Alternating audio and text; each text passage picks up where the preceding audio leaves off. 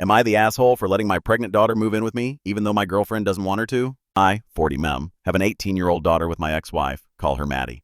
We divorced when she was 7, and I have her 3 weekends a month. Her mom moved to a suburb almost an hour outside the city to be closer to her family. And for a better school, my work was in the city. And after a while, Maddie got sick of all the driving and asked if we could go to a different schedule. We talk most days on the phone, and I have been very involved in her life. She's a great student, graduated with over a 4.0, has a lot of friends, and, what I thought, very nice boyfriend. She has no idea what she wants to do with her life, and had already decided to defer her scholarship a year to take classes at the community college and work. I also have a girlfriend, Vera, 37, and she gets along with Maddie great.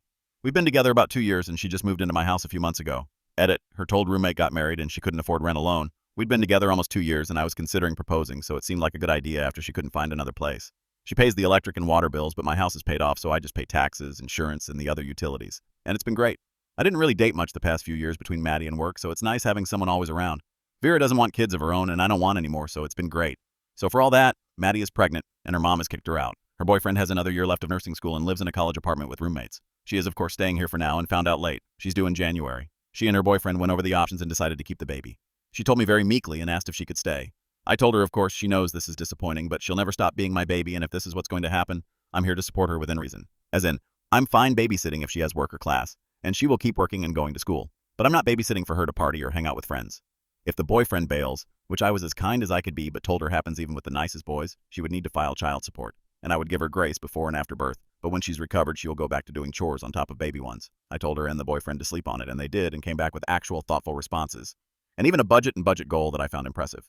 So, the tiny bedroom next to Maddie's that is currently home to a treadmill I never use is going to be a nursery. Of course, I've kept Vera in the loop during all of this. Edit. And by this I mean I don't know how many different ways I need to put this so it gets through people's heads. Vera and I discussed all of this before I talked to the kids. In depth. I made her very aware that the three of them could end up living here for a few years. She was supportive. I kept her in the loop. When them living here became the plan, she gave me an ultimatum and told me to kick my daughter out BC she's an adult.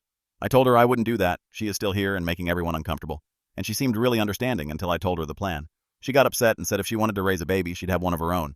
She said she didn't sign up for this and is not okay with it, and demanded I rescind the offer, that Maddie is 18 and needs to figure it out on her own if she wants to keep the baby. I told her I wouldn't do that. She'll always be my daughter and needs help. She threatened to move out if I didn't tell Maddie to get out, then got mad that I told her I understood. Now she's avoiding the both of us, but still staying here, or being snippy. I don't know what she expects me to do, but it's making the entire house anxious. Hit like and share.